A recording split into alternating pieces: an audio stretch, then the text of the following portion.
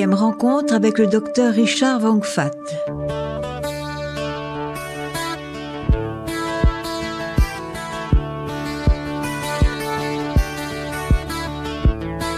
Richard Wangfath, Yorana. Yorana. Et merci de nous recevoir une fois encore.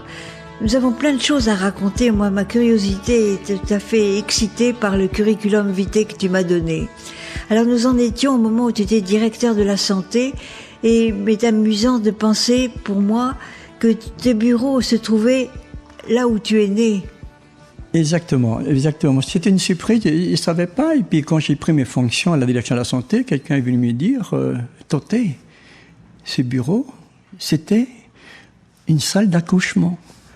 Alors, je me suis dit, donc, il est fort possible que c'est venu au monde dans cette même pièce. Dans cette même pièce qui me sert actuellement de bureau. Voilà.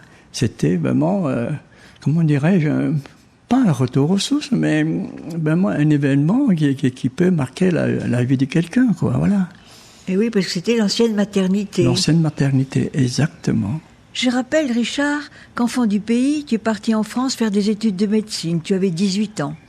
En 1977, tu es revenu dans le territoire comme médecin spécialiste en anesthésie et réanimation. Après 8 années de service à l'hôpital de Mamao, où tu fus le premier médecin civil à être chef de service, tu t'es vu proposer de diriger le service de santé. Et tu t'es mis tout de suite au travail. Dès que j'ai pris ma fonction de directeur de la santé, la première chose que j'ai fait, c'est donc de faire un état des lieux et d'aller sur place voir par moi-même ce qui se passe. Parce que diriger un hôpital sans le voir, sans voir ce qui se passe, c'est difficile, je pense. Donc j'ai dit, il faut que j'aille voir sur place. Donc pendant pratiquement 1 an, 2 ans, j'ai sillonné, exactement. Donc la Polynésie, jusqu'au Marquise, pour voir un petit peu qu'est-ce qui se passe, comment ça fonctionne et quel est l'état de nos structures. Et quels sont les besoins quels sont surtout les besoins aussi, bien sûr. Et là, j'ai constaté qu'effectivement, qu'il y a d'énormes besoins et que les bâtiments, les structures, même le personnel et tout ça méritent donc d'être renforcés, d'être rénovés, formés, ainsi de suite. Il y avait un très gros travail à faire. Donc, j'ai commencé par rénover l'hôpital d'Ottawa, qui était une espèce d'infirmerie. J'ai demandé à en faire véritablement un hôpital comme aujourd'hui, un hôpital. Taïwaï aussi. J'ai mis en place aussi donc des structures manquantes dans les îles éloignées, dans les Marquises, des dispensaires, des infirmeries, des postes de secours et tout cela. Il faut être sur place, il faut voir pour pouvoir évaluer vraiment leurs besoins. Ah oui, tu as sillonné la Polynésie à ce moment-là de dispensaire en hôpital, d'hôpital en dispensaire. Tout à fait. Tu avais quelques moyens financiers, le territoire avait quand même, parce que tout ça coûte de l'argent. Tout à fait. Tu avais un budget. Mais je pense, comme tout responsable, il faut donc présenter et défendre son budget. La situation à ce moment-là dans les îles était assez précaire. Certaines sont très précaires, oui. Mais c'est difficile à ce que je vois, parce que là, l'autre jour, j'ai écouté les besoins des personnels, des médecins aux Marquises ou ailleurs. Donc, je vois que les problèmes que j'avais connus dans le temps, donc certains problèmes persistent encore aujourd'hui. Oui, il n'y a pas de médecins. En matière de personnel médicaux et paramédicaux. Mais en matière de structure, nous avons fait d'énormes progrès en matière de structure, d'équipement, mais surtout le personnel. Les personnels sont très, très difficiles. Dire à quelqu'un d'aller dans les postes isolés pendant quelques années, en tant que médecin, ce n'est pas facile, et surtout s'il est tout seul, pour assurer une permanence de soins 24 heures sur 24, c'est difficile. Donc ton premier travail a été, c'est ça, de mettre à jour, de moderniser les infrastructures. et de permettre une formation peut-être plus efficace du personnel. Du personnel. On essaye donc de former le personnel aussi. Et pour former le personnel, il faut créer des postes de remplacement pour que le personnel qui vient à Tahiti puisse être remplacé sur place. Donc c'est tout un travail difficile, délicat et qui coûte cher. Donc il a fallu progresser très très lentement. On ne peut pas tout faire d'un coup, mais très lentement. Pendant que tu étais directeur de la santé, je vois que tu as réactivé la campagne anti-filariose. Oui. C'était une maladie qui disparaissait un peu pourtant. Oui. Donc Malardé avait la charge donc de la lutte antifilarienne. Et les résultats donc épidémiologiques, les enquêtes épidémiologiques ont montré que la filariose, à un moment donné, le taux d'infestation était tombé tellement bas que pratiquement on pensait que la lutte peut-être peut être allégée, voire supprimée. Malheureusement, par la suite, quand je suis arrivé, une nouvelle enquête donc a été faite sur la filariose. On a constaté qu'il y a une tendance, donc une recrudescence donc de la filariose, et qui m'a obligé donc de le remettre en place la lutte antifilarienne. Mais le personnel de Malardé à l'époque a été transformé en agent de laboratoire. Il n'y a plus d'agents antifilariens qui vont sur le terrain comme ils faisaient avant. Il n'y avait plus.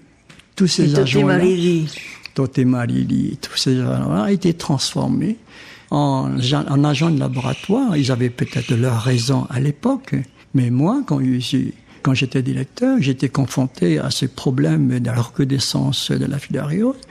Il a fallu mettre en place donc un système de lutte contre la filariose et c'est comme ça qu'on a relancé la distribution de la notésine. Et tu as créé aussi un bureau de l'épidémiologie et des statistiques. Oui. Ce bureau, c'est un bureau de surveillance. Ce bureau permet de connaître un petit peu quels sont les problèmes de santé publique. C'est un bureau qui recueille toutes les données concernant les maladies, concernant le cancer, concernant la filariose, concernant l'hépatite, toutes les maladies à déclaration obligatoire. Et ceci me permet donc d'avoir des indicateurs de santé publique. Et ce bureau est extrêmement important. Et ce bureau, d'ailleurs, même maintenant, donc, ils ont bien développé et ils ont fait du très beau travail, ce bureau, en ce moment. Et ça nous a permis, à l'époque, ce bureau nous a permis de mieux connaître, par exemple, le problème de l'hépatite B. Avec Malardé, on a fait une enquête sur l'hépatite B et on a trouvé qu'on a des taux de prévalence, des taux donc des personnes atteintes ou porteurs donc des marqueurs sérologiques d'hépatite B très importants, des taux très importants, qui m'ont permis donc de lancer cette campagne de vaccination contre l'hépatite B. C'est ce qu'on appelle donc un travail de santé publique. Et avec des collaborateurs, avec ce bureau, avec des gens de la direction, avec l'Institut Malardé, on a pu voir, surveiller, évaluer les problèmes de santé publique.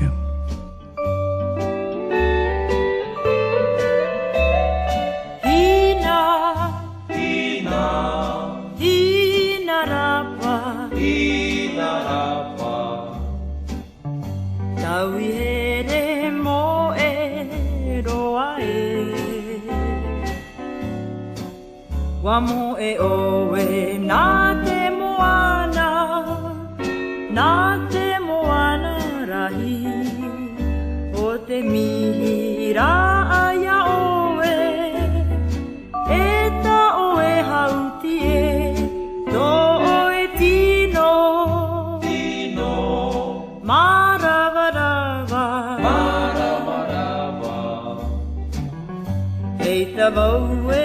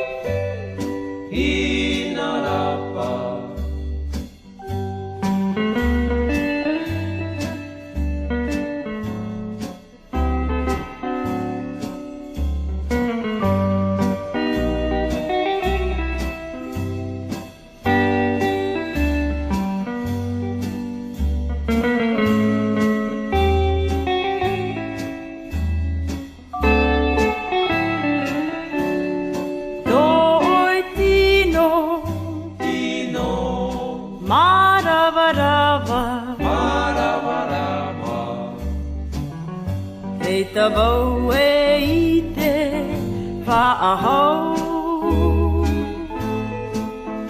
Te aroha nei te mauhoa, te mauhere atoa.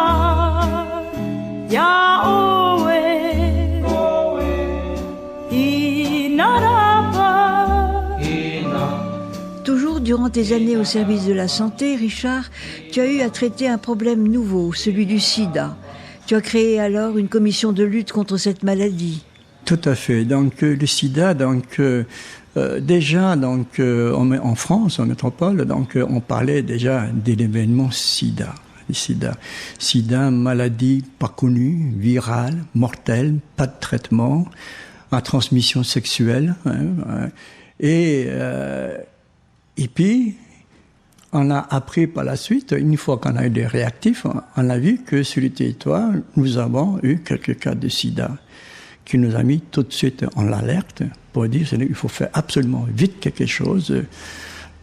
Comment faire Alors j'ai dit, la meilleure façon, c'est de créer une commission pour réunir autour d'une table des gens compétents pour participer à la réflexion et à l'élaboration d'une stratégie de lutte contre le sida. Oui, parce qu'il fallait recenser, déjà permettre aux gens d'être recensés, de savoir s'ils avaient le sida ou pas le sida. Oui, faire des enquêtes épidémiologiques pour savoir un petit peu où est-ce qu'elle a été, est-ce qu'elle a contracté sur le territoire ou bien est-ce qu'elle a contracté ailleurs, vous voyez. Donc il y a toute une enquête à réaliser, toute une enquête qui permet d'évaluer l'importance de la maladie sur le territoire. Et puis surtout, à travers cette enquête, il voit aussi qui sont les personnes les plus touchées, et pour élaborer la meilleure stratégie de lutte contre le sida, quoi. Ça n'a pas dû être facile, parce que c'est quand même une enquête qui porte sur l'intimité de la vie de chacun. Tout à fait. La lutte contre cette maladie doit passer avant tout, parce que au tout début de cette maladie, même peut-être maintenant encore, cette maladie, étant donné que sa transmission sexuelle, ça a une connotation un petit peu très intime, bien sûr, puis honteuse, et puis le risque, vous voyez, le risque. On s'est dit, mais comment faire compte tenu nous avons ici sur le territoire des personnes qui ont des pratiques sexuelles qui, malheureusement, peut aggraver la situation et propager la maladie, quoi. Donc, il faut faire quelque chose tout en gardant à l'esprit le respect des personnes, vous voyez. Oui, c'est très important, le respect des personnes. Et c'est là où la réflexion, la participation des personnes, des différentes compétences, affaires sociales, psychologues, nous permet d'enrichir un petit peu notre réflexion et de mettre en place une véritable stratégie de lutte contre le sida, quoi. Oui, parce qu'il ne faut pas se tromper quand on lance une campagne de ce type. Non, on ne peut pas se tromper, on peut surtout ne pas stigmatiser les personnes qui sont touchées par cette maladie, sont déjà assez malheureux comme ça, vraiment très très important, vraiment dans le respect, dans la dignité, dans le secret médical, dans la protection de ces gens-là, quoi, et puis les aider au maximum. Ce qui me frappe dans ton activité de directeur de la santé, c'est que tu as eu toujours le souci de former des secouristes à un moment donné. Tu as formé des aides-soignants, la formation fait partie de la stratégie que tu as mis au point pendant ton parcours à la santé. Oui, exact.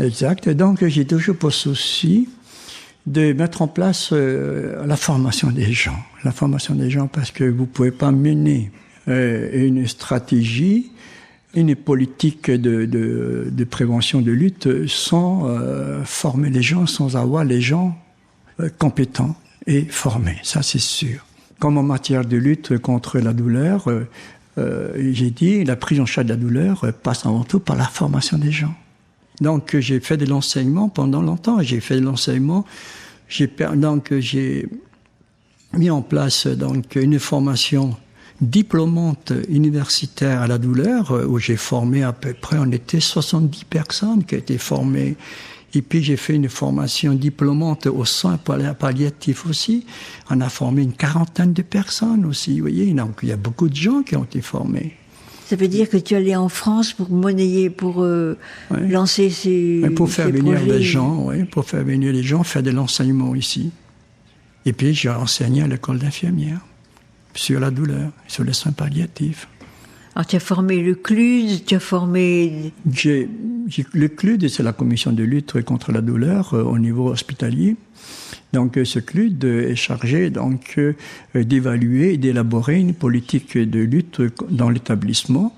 Et ça passe surtout par la formation des gens. Ah oui, et public et privé, c'est ça qui est important aussi. Tu as touché le personnel de l'hôpital, mais le personnel des cliniques. Des cliniques en libéral aussi, voilà, exactement. Et là, tu as créé une association. J'ai créé une association, Ta'atira Poehere. L'association donc a pourvu bien sûr de promouvoir la prise en charge de la douleur et des soins palliatifs et la formation des gens et puis surtout récolter donc des fonds pour mettre en place des moyens de lutte, des moyens donc de promotion et de prévention. Mais pour l'instant, la Ta'atira Poehere, donc je ne suis plus président, donc j'ai passé la main à un confrère il y a déjà bien longtemps, et je pense que malheureusement Ta'atira Poehere est un petit peu en sommeil. Bon, ça c'est. Et les soins palliatifs continuent à être donnés. Les soins palliatifs. Après, les soins palliatifs ont continué et même on a été très très loin et vraiment, je remercie les autorités d'avoir mis en place au niveau de l'hôpital une unité des soins palliatifs qui est dirigée par une femme médecin extrêmement compétente et puis dévouée et puis vraiment bien. Donc l'association a peut-être moins besoin d'être active puisqu'il y a une structure officielle. Exactement, oui.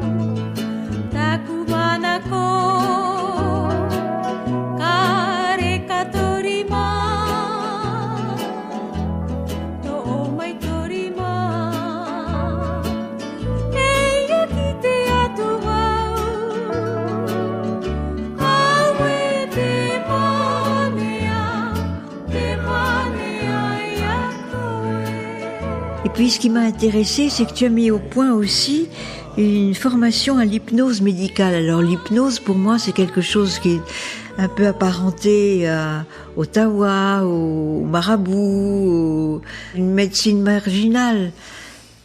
Oui, c'est une médecine un petit peu marginal, non conventionnel, si on peut dire. Bon, c'est comment je suis arrivé à faire de l'hypnose, à m'intéresser à l'hypnose d'abord.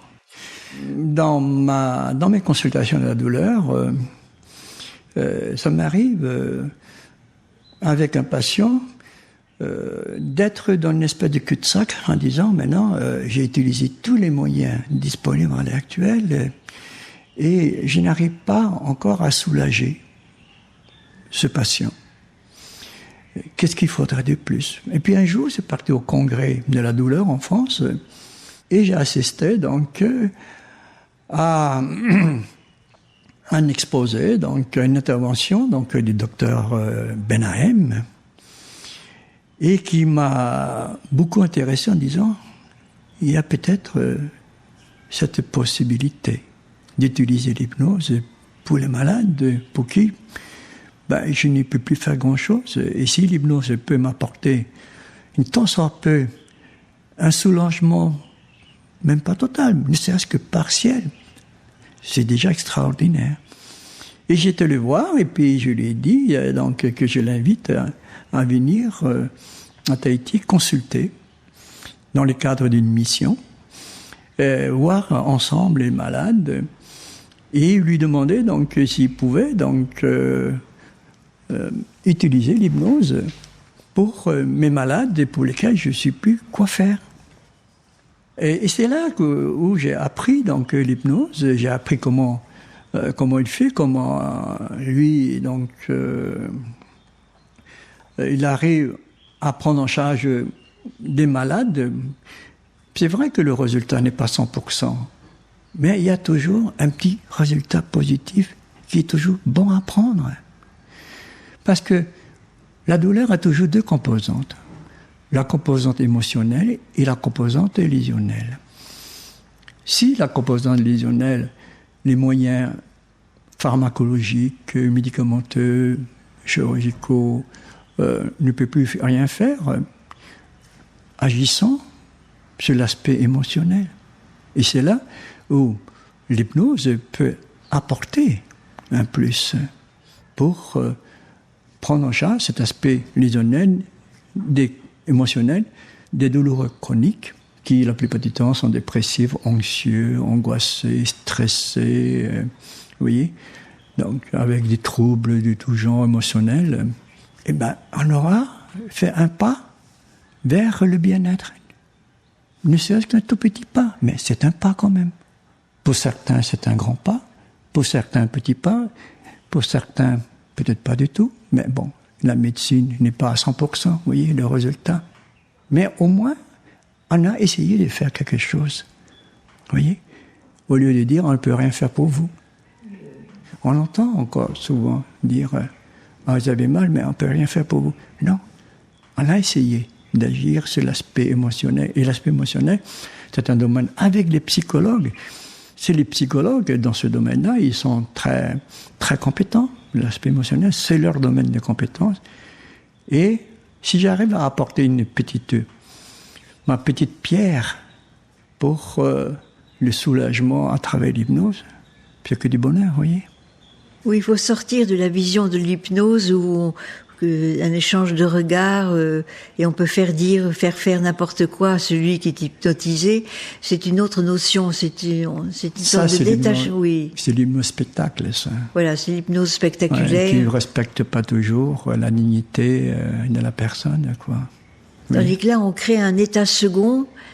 C'est un état modifié de la conscience où la personne s'ouvre à toutes les suggestions positives qu'on lui apporte, qu'on lui propose. Et c'est à lui de choisir, de prendre ce qui l'intéresse et de mettre de côté ce qui ne l'intéresse pas, vous voyez. Et c'est une pratique qui existe sur le territoire. Ah oui, sur le territoire, il y a beaucoup de personnes qui font de l'hypnose. Et des gens compétents aussi. C'est une pratique qui remonte à la nuit des temps. Mais il y a deux domaines où l'hypnose... par exemple, comme vous dites l'autre jour à Tarabao, On a fait une suture des points, donc c'est une personne sous hypnose. Oui. Donc ça, pour moi, c'est de l'hypnose analgésique qui marche très très bien. Et j'espère que cette technique va se développer de plus en plus, que cette technique, que de plus en plus de gens soient formés à cette technique. Ma fille, par exemple, est formée à cette technique, ma fille Maïva. Et puis il y a l'hypnose médicale qui, pour le stress, pour aider les gens à s'arrêter de fumer, pour aider les gens à s'arrêter de boire, pour aider les gens à perdre un peu de poids, pour aider les gens... Ah oui, une variété de... Tout ce qui touche donc les troubles de comportement, tout ce qui touche donc les troubles sur le domaine de l'émotion, l'hypnose peut apporter un plus.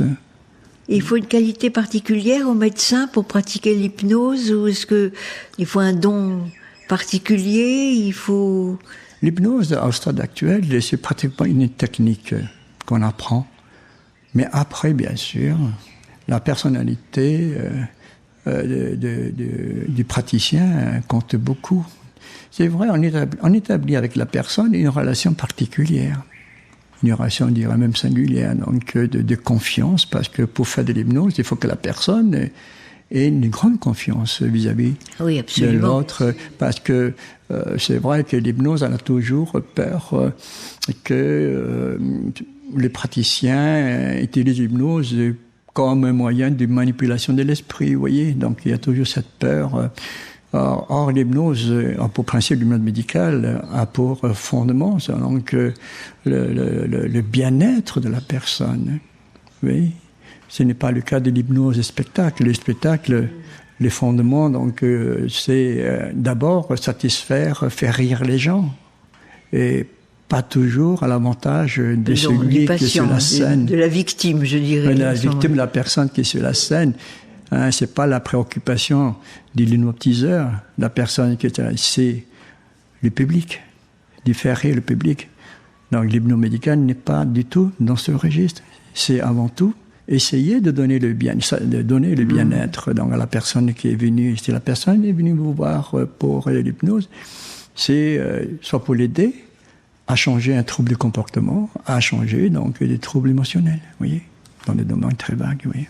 Oui, c'est dans la suite logique de la lutte contre la douleur. Exactement. Donc c'est une création d'une formation qu'on te doit, qui a été aussi pratiquée pendant ton poste de directeur de la santé. Non, ça c'est à l'époque.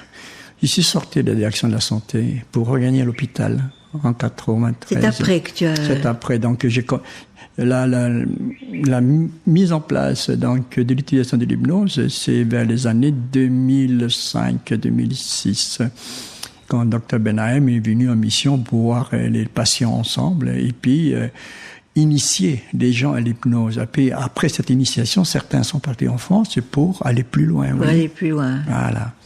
Le plus important, c'est d'initier. Et moi, j'ai eu une chance inouïe d'être avec lui pendant longtemps, pendant 3-4 ans, ici en France, et apprendre avec lui donc, l'utilisation de la pratique de l'hypnose.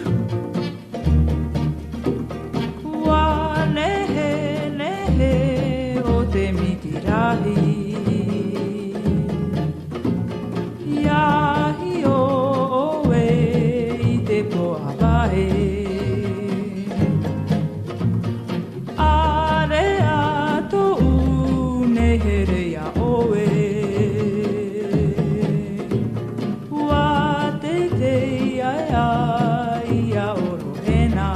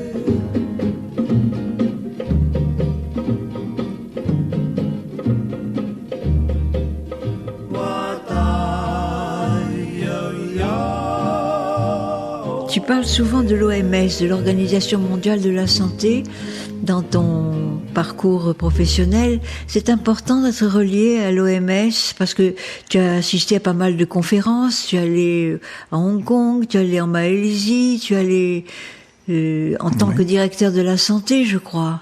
Oui, en tant que directeur de la santé, donc accompagnant les ministres de la santé dans ce genre de manifestations internationales parce que ce sont les représentants des pays. Donc, la plupart du temps, ce sont les ministres des pays de la région du Pacifique Sud, de la région du Pacifique, qui assistent à cette conférence internationale où chaque pays, où on présente les résultats des statistiques, des différents problèmes de santé, donc, dans les Pacifiques. Oui, mise en commun de tous des données sanitaires de chaque pays.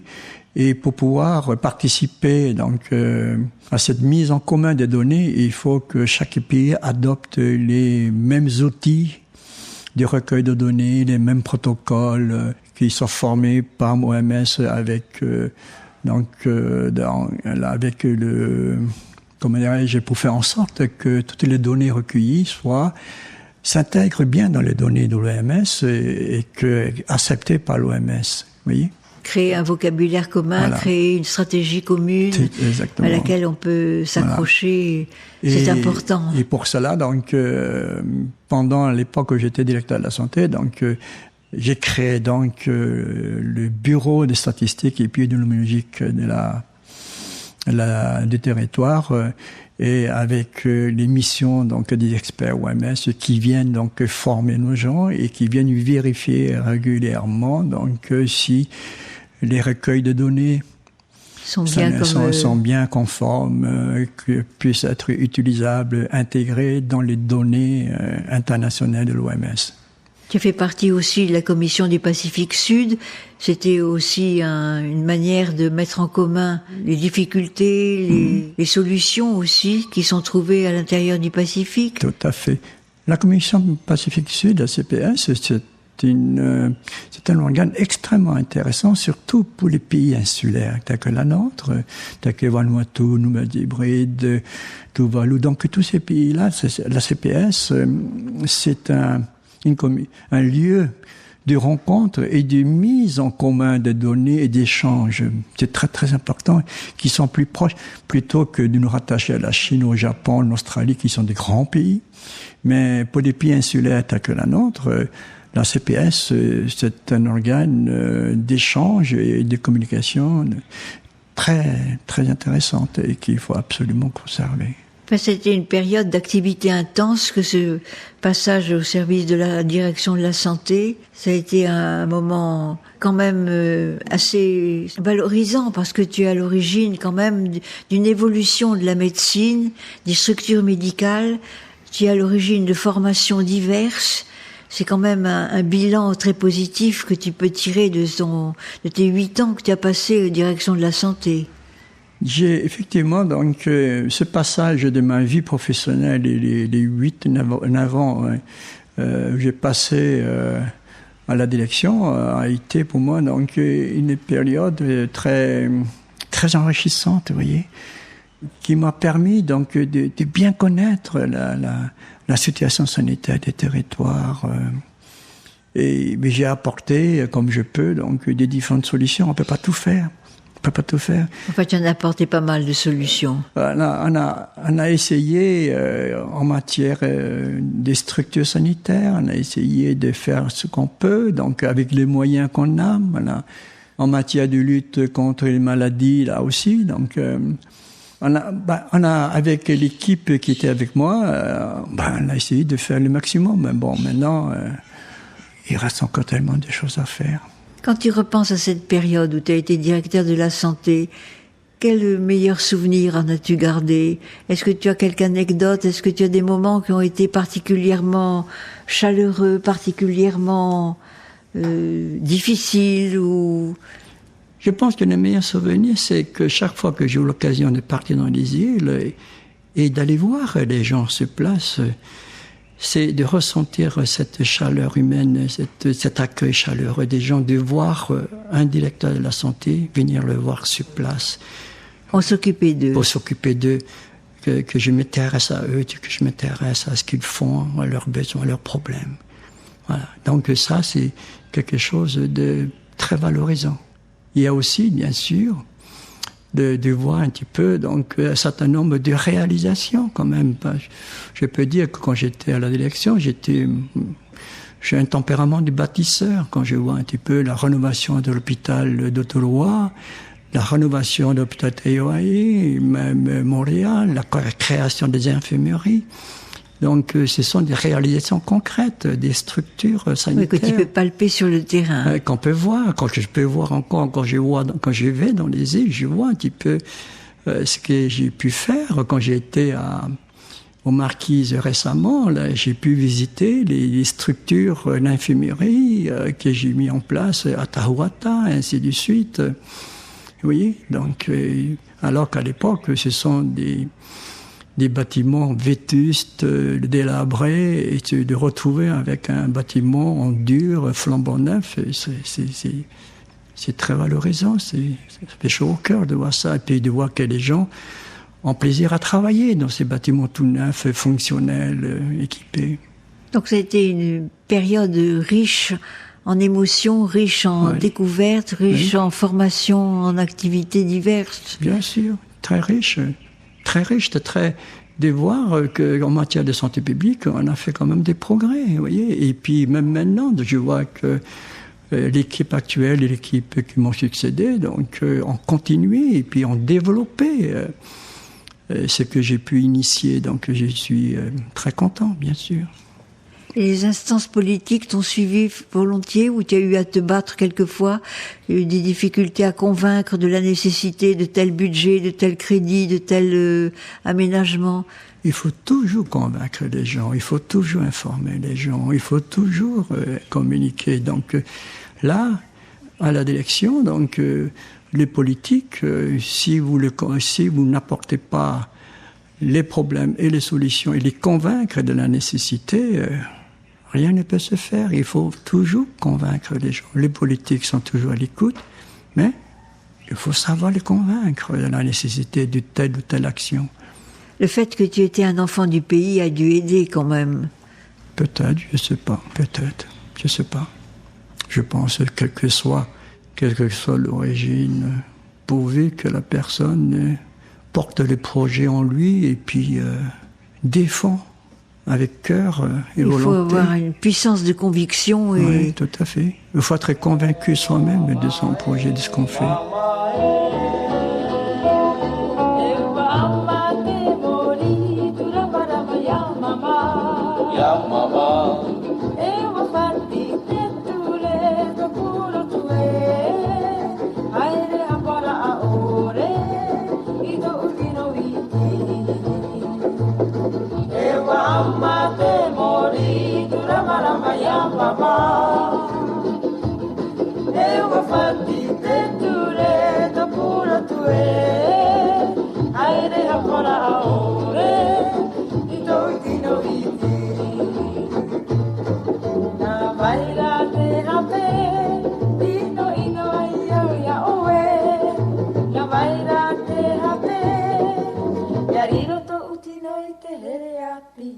Mama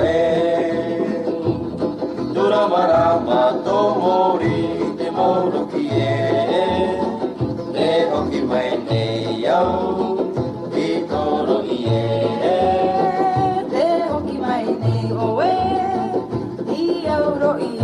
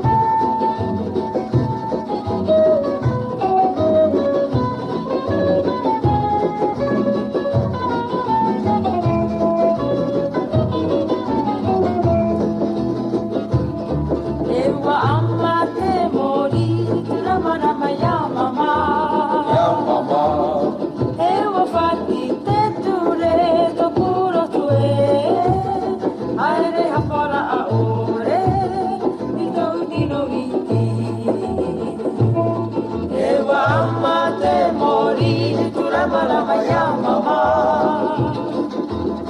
E wafati ke ture to puro tue Aere apora a ore Ito utino iti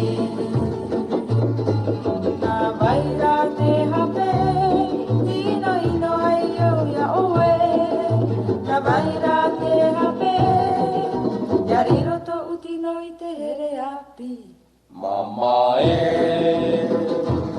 Duramarama tomori te moroki E hoki mai te iau I toro Te hoki mai nei oe I auro ie Est-ce que tu as un souvenir particulier de cette période de direction de la santé, un moment émouvant, un moment chaleureux, un départ, une arrivée, une découverte? La direction de la santé m'a permis de voir un véritable problème, c'est les problèmes de la gestion des ressources humaines. C'est un véritable défi. Les difficultés que moi j'ai connues et que probablement donc ceux qui sont en poste à l'heure actuelle, c'est la gestion des ressources humaines, la gestion des gens qui sont éloignés, isolés. C'est ça le reste, c'est ça les vrais problèmes. Parce que les gens, la mentalité des gens évolue. Les gens actuellement, ils sont, comment dirais-je, actuellement les gens veulent surtout au maximum profiter de la vie, vous voyez, Oui. Dans la facilité. Chaque fois qu'ils rencontrent un problème, on a l'impression que le problème est insurmontable. Parce qu'ils ont surtout été probablement la culture de la facilité, la culture du loisir. Et puis il y a une chose aussi. Actuellement, nous sommes dans la culture du droit et de la justice. J'ai droit, moi je veux la justice. Vous voyez, on a droit à ceci, on a droit à cela. Vous voyez, comment ça se fait que je n'ai pas droit à ça? La culture du droit, enfin, en soi, j'ai le droit à mes vacances, j'ai le droit à 30 heures de travail, j'ai le droit, oui, j'ai le droit au congé, j'ai le droit. C'est, par moments, c'est une culture du droit difficile à concilier avec les impératifs et les contraintes que rencontrent les responsables, à quelque niveau que ce soit, vous voyez. Des responsables des services politiques, vous voyez. Donc, la gestion donc, de la culture du droit et de la justice, c'est quelque chose qui n'est pas facile à gérer. Oui, qui est un peu un frein quelquefois, qui est un peu, enfin, un paramètre dont il faut tenir compte. Oui, il faut tenir compte, mais difficile. Il ne faut pas en être esclave non plus. Mais on ne peut pas se libérer de cette culture, de ce principe du droit. Est-ce que tu penses que cette culture du droit est une raison pour laquelle maintenant le recrutement, par exemple, du personnel infirmier dans les îles est difficile? Oui, moi je pense que ça participe, je pense. Alors que, je suppose, quand tu as pris la direction du service de la santé, on partait dans les îles encore volontairement. On acceptait de partir 3 ans. Je crois que les postes, les contrats étaient de 3 ans dans les îles. On partait. Oui, mais on partait. Mais déjà, à l'époque, on sentait déjà qu'on a du mal à recruter déjà. Déjà. Ça remonte quand même à une vingtaine d'années quand même. On peut dire que être responsable d'un dispensaire dans une île, c'est quand même une grande solitude. Oui. C'est une responsabilité. C'est isolement. Énorme.